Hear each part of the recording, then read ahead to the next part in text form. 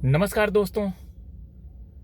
महाराष्ट्र के नेता नवाब मलिक, जो कि शुरू से ही समीर वानखेड़े के ऊपर आरोप लगाते रहे हैं, समीर वानखेड़े को कटघरे में खड़ा करते रहे हैं, अब एक बार फिर से नवाब मलिक ने अपना मुंह खोला है और समीर वानखेड़े के ऊपर बहुत ही गंभीर आरोप लगाए हैं। उन्होंने तो यहाँ तक कह दिया कि समीर वानखेड़े ने पंच बदल दिए, पंचनामा बदल दिए, सबूत बदल दिए, गवाह बदल दिए।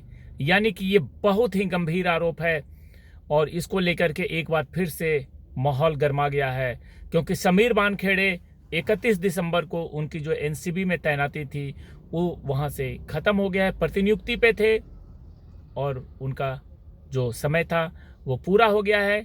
और ये भी कह रहे हैं नवाब मलिक कि समीर वानखेड़े एनसीबी में बने रहने के लिए वो लगातार दिल्ली में गृह मंत्रालय में लॉबिंग कर रहे हैं और अपने लिए जुगाड़ लगवा रहे हैं कि उनकी जो नियुक्ति है वो एनसीबी में बनी रहे।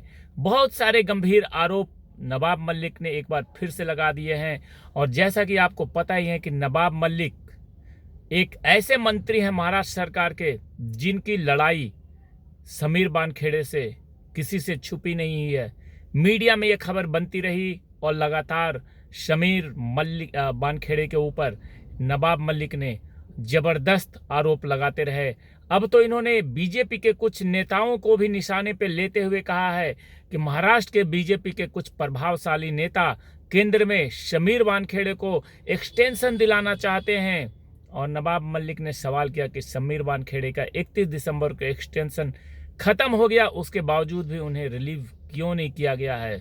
बड़े बड़े आरोप लगाए हैं, दिल्ली में लॉबिंग हो रही है, पूरा फर्जीवाड़ा है, ये सारी बातें उन्होंने कहा। उन्होंने कहा कि साल 2021 में एनसीबी के कई फर्जीवाड़े को उजागर किया। एनसीबी अधिकारियों ने झूठे केस बनाए, बोगस पंच बनाए, फर्जीवाड़ा करके लोगों पर केस किए गए। अब जब फर्जीवाड़ा पकड़ा गया तो लोगों को डराकर बैक डेट में जाकर पुराने केस पर लोगों से साइन करवाया जा रहा है।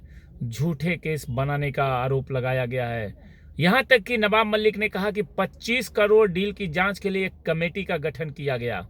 उस मामले में जांच चल रही है, लेकिन फिर भी लोगों पर झूठे केस बनाने का काम जारी है। किरण बाबू, ये एक एनसीबी के अधिकारी हैं, मैडी कथित पंच नाम के पंच को फोन करके पुराने मामले में साइन करने को कहा गया है।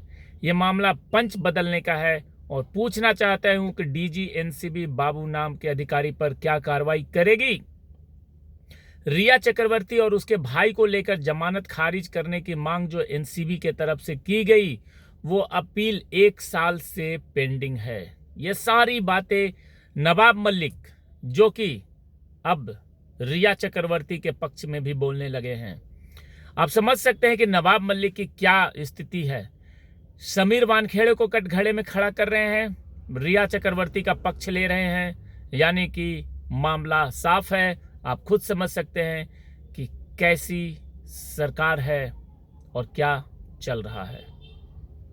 जो व्यक्ति रिया चक्रवर्ती का साथ दे रहा है और रिया चक्रवर्ती के पक्ष में एक स्टेटमेंट जारी कर रहा है, उसके बारे में तो भगवान ही मालिक है। ज़्यादा मैं क्या बोलूं, आप समझ सकते हैं कि रिया चक्रवर्ती की हैसियत क्या है। और रिया चक्रवर्ती जो कि एक मामले में आरोपी है, उसके पक्ष में अब एक मिनिस्टर तक बोलने लगे हैं। इससे हम समझ सकते हैं कि क्या क्या चल रहा है, क्या गेम हो रहा है। जय हिंद, जय भारत।